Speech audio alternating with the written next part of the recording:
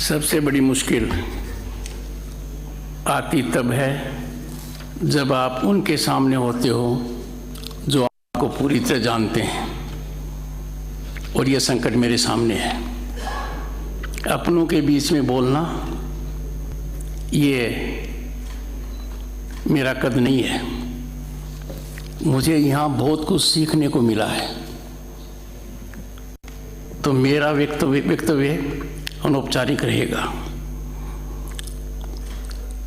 विधानसभा के अध्यक्ष श्री वासुदेव देवनानी जी, आपसे मेरा पुराना परिचय है। राजनीतिक अखाड़े में इन्होंने जितना मेरा विरोध अजमेर में किया, सार्थक रूप से किया, सदैव मुझे याद रहेगा और हमारे संबंध बिल्कुल ठीक रहेंगे।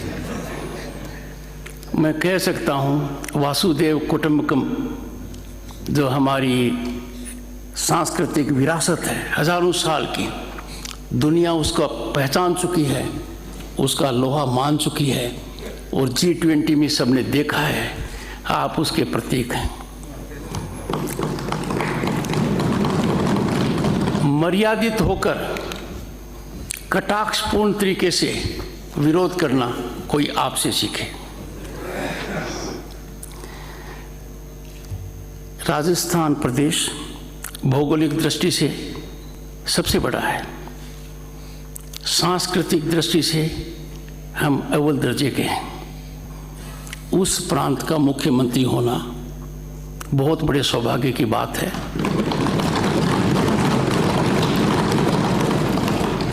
और यह सौभाग्य जिस तरीके से मिला है माननीय भजनलाल जी को, तो अपने सबको एक संकेत मिलता है कि भारत बदल गया है और अब सब कुछ मुमकिन है। कम समय में माननीय भजनलाल जी ने लोकप्रियता हासिल की है। मैं माननीय मुख्यमंत्री जी से कहूँगा, कम समय में हासिल की हुई लोकप्रियता को बढ़ाना और बचाना दोनों आपके ऊपर एक चुनौती है, और मुझे कोई शंका नहीं है ये खरे उतरेंगे। राजस्थान का सौभाग्य है कि राजस्थान को 2 उप मुख्यमंत्री मिले हैं। दिया कुमारी जी अपने प्रभाव, अनुभव और जेंडर के हिसाब से बहुत बड़ा योगदान कर पाएंगी और प्रभाव छोड़ेंगे। उप मुख्यमंत्री डॉक्टर प्रेमचंद बैरवा का जीवन मैंने देखा है।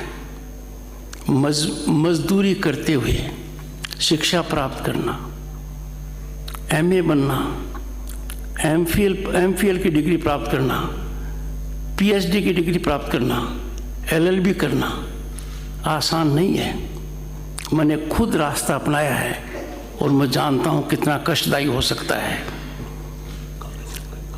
इनके लिए बहुत बड़ा सुअवसर है। इन्होंने जो जीवन जिया है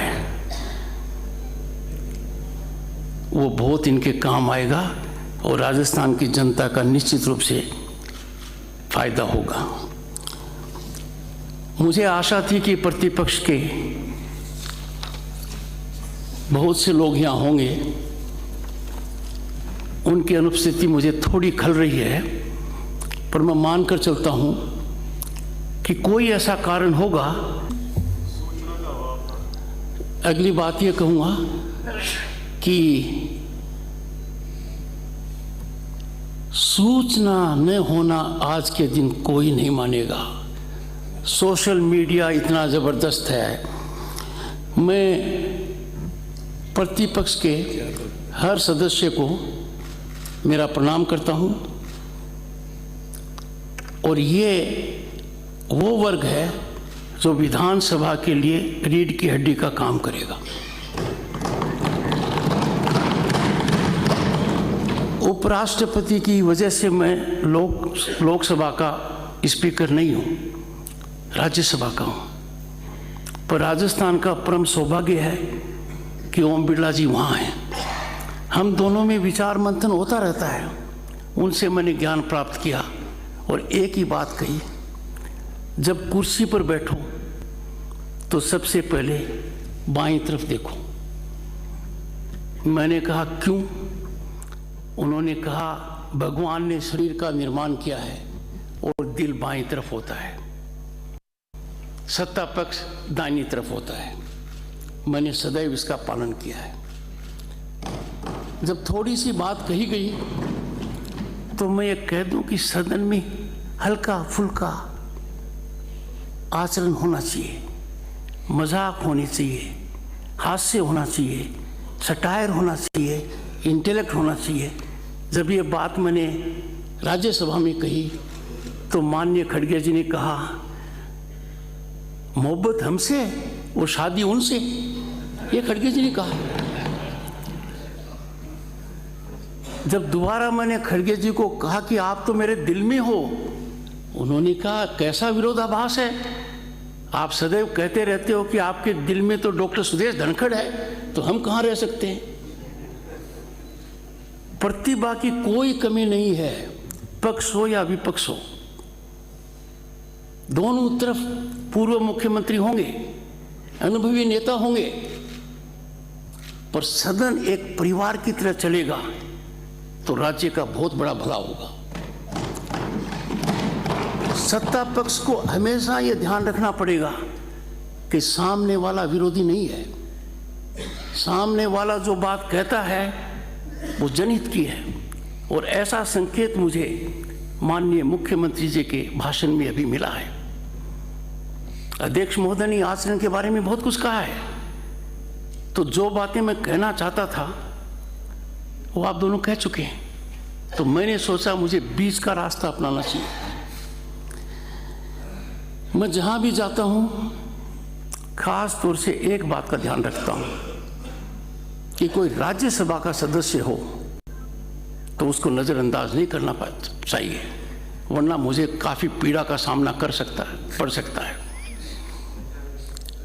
घनश्याम तिवारी जी आपके अनुभवी सदस्य रह चुके हैं, मंत्री रह चुके हैं और कम समय में राज्यसभा में बहुत बड़ी छाप छोड़ी है। उनकी उपस्थिति को लोकसभा से डॉक्टर सतपाल सिंह जी के उद्बोधन का आपको फायदा मिलेगा। चूरू के सांसद श्री राहुल कसवां जी भी यहाँ उपस्थित हैं। I recognise his presence also. पर जब मैं दोनों तरफ देखता हूं और जब आंख मिलाता हूं, सीधा हम साथ थे, हम साथ साथ हैं। मेरा आशय भाटी जी से भी है। जब इधर देखता हूं तो डॉक्टर किरोड़ी मीना जी कुछ समय पहले हमारे सदस्य थे राज्यसभा में, मेरे कक्ष में आए, बोले मैं इस्तीफा देना चाहता हूं। मैंने इस्तीफा स्वीकार कर लिया। बोले सदन में कुछ बोलना चाहूंगा। मैं कुछ नहीं बोला। ये सदन में गए, सभापति महोदय, मैंने कहा माननीय किरोड़ी मीना जी, मैंने सदस्य नहीं कहा, आप इस सभा के अंग नहीं हैं, आप यहाँ आप कुछ नहीं बोल सकते, इनको झटका लगा होगा। पर मैंने नियमों का पालन किया। ये देवनानी जी आपके सामने यहाँ करेंगे। इस मौके पर मैं डॉक्टर सीपी जोशी जी का अभिनंदन करना चाहूँगा। वो साधुवाद के पात्र हैं। अध्यक्ष रहते हुए उन्होंने राजनीति से ऊपर उठकर इस सदन में कार्यक्रम आयोजित किए। पश्चिम बंगाल के राज्यपाल की हैसियत से उन्होंने मुझे यहाँ बुलाया। फर्क सिर्फ इतना था, तब उपस्थिति ज़्यादा प्रभावी थी।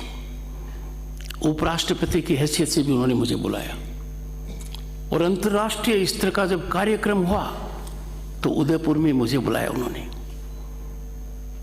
मैंने हर बार उनको एक ही बात कही, विधानसभा का अध्यक्ष किसी दल से जुड़ा हुआ नहीं है। विधानसभा का अध्यक्ष का पहला कर्तव्य है कि वो प्रतिपक्ष का संरक्षण करे। कुछ ऐसा वातावरण बन जाता है जब हमें कठोर निर्णय लेने पड़ते हैं, पर कहते हैं ना कि खीर कितनी अच्छी है खाने से पता चलती है। और यही कारण है कि पश्चिम बंगाल के जो बहुत बड़ा प्रांत है, सांस्कृतिक राजधानी देश की कही जा सकती है, वहाँ की मुख्यमंत्री श्री ममता बनर्जी ने उपराष्ट्रपति के चुनाव में मेरा विरोध नहीं किया। तब मैंने ये बात यहाँ कही तो उस समय के मुख्यमंत्री अशोक गहलोत जी ने कहा कि जादूगर तो मैं हूं, आपने कौन सी जादूगरी ममता पर की थी। आप यदि अगर अपने कर्तव्य पर रहेंगे तो आखिर में नतीजा कभी खराब नहीं होगा। आज हम बहुत कठिन दौर से गुजर रहे हैं और भारत इतना बदल गया है, इतना बदल गया है राजनीतिक दृष्टि से, सामाजिक दृष्टि से, आर्थिक दृष्टि से, और विश्व में वो नाम हो गया है कि अब हम किसी देश के मोहताज नहीं हैं। दुनिया की 5वीं महाशक्ति होना अर्थव्यवस्था में छोटा काम नहीं है। मैंने खुद देखा है, झेला है। जब 1989 में लोकसभा का सदस्य बना, केंद्र में मंत्री था, सोने की चिड़िया कहलाने वाले देश का सोना हवाई जहाज से स्विट्जरलैंड के 2 बैंकों को गिरवी रखना पड़ा क्योंकि हमारी अर्थव्यवस्था चरमरा गई थी। आज से करीब 10-12 साल पहले दुनिया की 5 कमजोर अर्थव्यवस्थाओं में भारत था। आज भारत दुनिया की 5वीं महाशक्ति है। हमने कनाडा को पीछे छोड़ा है, फ्रांस को पीछे छोड़ा है, उनको पीछे छोड़ा है जिन्होंने सदियों तक हम पर राज किया। और आने वाले 2-3 साल में भारत जापान और जर्मनी को पीछे छोड़ते हुए या उनसे आगे निकलते हुए सकारात्मक सोच की वजह से तीसरी आर्थिक महाशक्ति होंगी। मेरे कहने का आशय यह है, इस सब का निर्माण सदन करती है। इस बहुत बड़े हवन में आपका योगदान है, नेतृत्व का है, नीति का है, पर आम आदमी का भी योगदान है।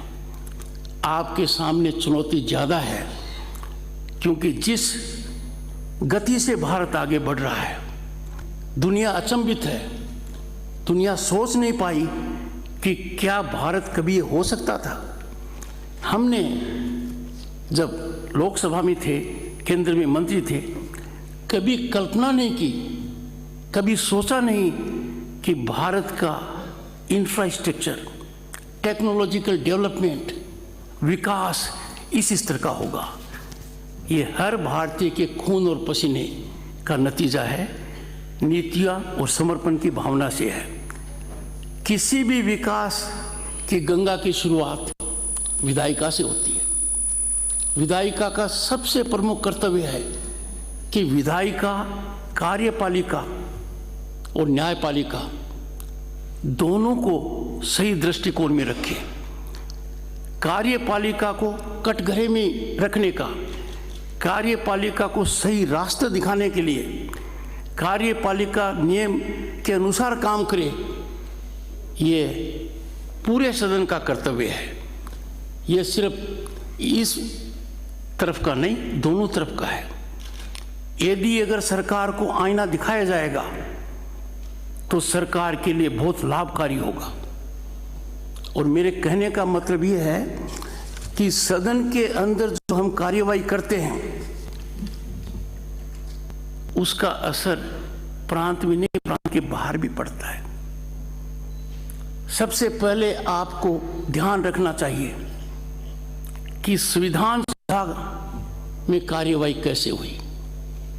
करीब 3 साल तक संविधान सभा चली, कई सत्र हुए,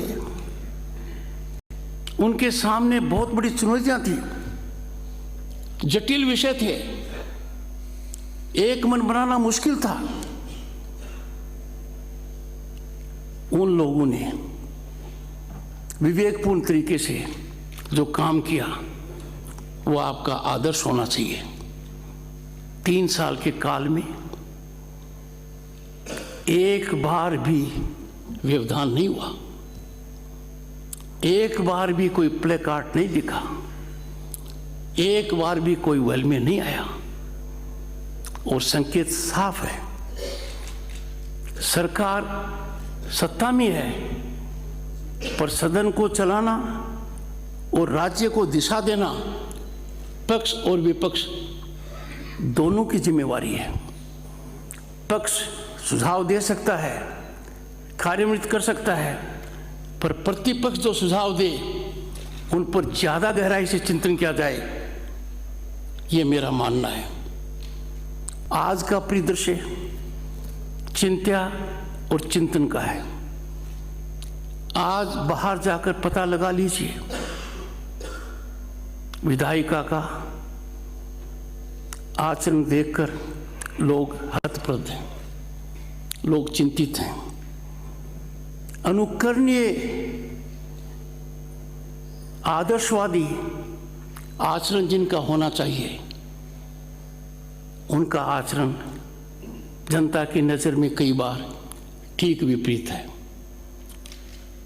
प्रभावी बात तभी कही जा सकती है, प्रभावी बात इतिहास में तभी अंकित हो सकती है जब वो सदन के पटल पर कही जाए और इतिहास में जड़ी जाती है। व्यवधान करने की लाइफ, शेल्फ लाइफ अखबार की कल की सुर्खियां हो सकती हैं, 1 सप्ताह तक असर डाल सकती हैं, उनका प्रभाव ज़्यादा दिन तक नहीं रहता है। पर आप बहुत बड़ा सुअवसर खो देते हो जब सदन चलता नहीं है। सदन न चलने में सबसे ज़्यादा प्रसन्नता किसी को यदि होती है तो सरकार को होती है। आप सरकार से प्रश्न नहीं पूछ सकते, सरकार को कटघरे में नहीं रख सकते, और नुकसान भी सरकार का ही होता है, क्योंकि सरकार आपकी योग्यता का फायदा नहीं ले पाती है। मेरा हमेशा से मानना रहा है कि भारत की सबसे बड़ी ताकत हमारी डेमोक्रेसी है। भारत को देखिए दुनिया की नज़र में, we are home to 1/6 of humanity. हमारी डेमोक्रेसी सबसे पुरानी है, सबसे प्रभावी है। यहाँ सत्ता परिवर्तन के अंदर कुछ नहीं होता, यह एक तरीका है जो तय कर देता है। अन्य जगह ऐसा नहीं है, दुनिया के विकसित देशों में ऐसा नहीं है। जो देश अपने आप को सबसे ज़्यादा विकसित मानता है, वहाँ भी सत्ता परिवर्तन आसानी से नहीं होता है, अपने यहाँ होता है। दुनिया के लिए भारत प्रजातंत्र की दृष्टि से आदर्शवादी है, क्योंकि हमारी सांस्कृतिक विरासत 5000 साल की है, किसी और देश की नहीं है। और दूसरी जो हमारी मजबूती है वो हमारी कार्यपालिका है। हमारे अधिकारीगण किस वजह से वहां पहुंचते हैं? वो दुनिया का सबसे मुश्किल परीक्षा पास करते हैं। उनका चयन प्रक्रिया, उनका प्रशिक्षण उनको मजबूती देता है। वो किसी भी काम को हासिल करने में कभी पीछे नहीं रहते हैं। और भारत की कार्यपालिका ने दुनिया में दिखा दिया कि यदि अगर कार्यपालिका को सही नीति दी जाती है तो नतीजे आश्चर्यजनक होते हैं। भारत ने देखा है। यही कारण है कि आज के दिन हर घर में आपको चूल्हे के बजाय गैस कनेक्शन दिखेगा। लोगों को आशा बनी हुई है कि मेरे घर में मिलों चलकर मटके पर पानी नहीं आएगा, मेरे घर में नल होगा, मेरे घर में शौचालय होगा, पढ़ाई मेरे नज़दीक मिलेगी, महिलाओं की उन्नति होगी। और ये किसी राजनीतिक मुद्दे के विषय से नहीं है, ये पूरे देश की प्रगति का वजह है। मैं आपसे ये जानना चाहता हूँ कि आपके मन में क्या बात कभी नहीं आती है। हम विकास को राजनीतिक चश्मे से नहीं देख सकते, और ये कहना कि किस कालखंड में क्या हुआ है, तो भारत ने आजादी के बाद संकटमय स्थिति के अंदर प्रगति की है। कुछ कालखंड में प्रगति ज्यादा है, कुछ कालखंड में संकट ज्यादा रहा होगा, पर आज का भारत जिस स्तर पर है, आप सब पर बहुत बड़ा उत्तरदायित्व है। आपको दिशा देनी पड़ेगी। एक छोटी सी बात ले लीजिए, सोशल मीडिया। किसी भी सदस्य के बारे में सोशल मीडिया में एक ऐसी भ्रांति फैलाई जा सकती है जो एक बड़ी आग का रूप ले लेगी। इस सदन को तय करना है कि इस प्रकार की व्यवस्था का पर अंकुश कैसे लगाएं, सार्थकता से हमारा जीवन चलता रहे, हमारे चरित्र हनन की प्रयास न हो, कैसे रोकें। सदन का मुख्य काम है विधायी निर्माण में योगदान देना। मुझे बड़ी पीड़ा होती है, और विशेषकर पीड़ा मुझे होती है उस वर्ग से जिस वर्ग से मैं आता हूं, वकालत के पेशे से। भारतीय संसद ने हाल ही में अंग्रेजों के कानून को छोड़कर 3 कानूनों का निर्माण किया। राज्यसभा में देश के सर्वश्रेष्ठ अधिवक्ता सांसद हैं, एक ने भी परिचर्चा में भाग नहीं लिया। व्यक्तिगत रूप से मैंने उनको कहा है, ये पीड़ा का विषय है। जो लोग राय दे सकते हैं, मार्गदर्शन दे सकते हैं, बता सकते हैं ये बदलाव होना चाहिए, वो नहीं कर पाए।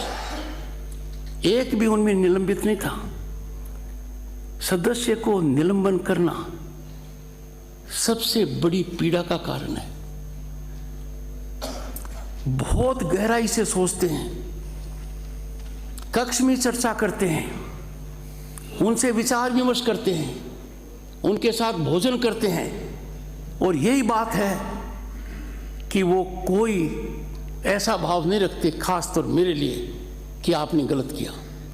वो कहते हैं कि हम सीमाओं में बंधे हुए हैं, और मैं समझता हूं ये सीमाएं सदस्य राजनीतिक दल के आदेश को मानने के लिए विवश है। ये एक हकीकत है, सत्ता पक्ष हो चाहे विपक्ष हो। पर राजनीतिक दलों से भी मैं आग्रह करूंगा, सदस्यगण अपनी प्रतिभा को तभी दिखा पाएंगे, सार्थक बना पाएंगे, जब अनेक विषयों पर आप उनको पूरी बात कहने का मौका दें। हो सकता है कुछ राजनीतिक मुद्दे जिन पर राजनीतिक दलों का नियंत्रण होना चाहिए, वो राजनीति कैसे करते हैं ये को यदि आप गहराई से देखेंगे, दूरगामी परिणाम होंगे। मैं बात को खत्म करते हुए अंत में एक अनुरोध करूंगा। ये समस्या मेरे पास बहुत आई है। राज्यसभा के सभापति की हैसियत से अनुभवी सांसद अधिकारियों के बारे में शिकायत करते हैं। मैंने इसका गहन अध्ययन किया है, और मैं इस निष्कर्ष पर पहुंचा हूं कि हो सकता है कोई बहुत विशेष परिस्थिति हो कि किसी माननीय सदस्य को अधिकारी के बारे में कुछ कहने का मौका मिले, पर अधिकारी सत्ता पक्ष के अंग नहीं है, वो आपके भी अंग हैं। सत्ता पक्ष के सांसद सदस्य भी शिकायत करते रहे मेरे को, दोनों तरफ के।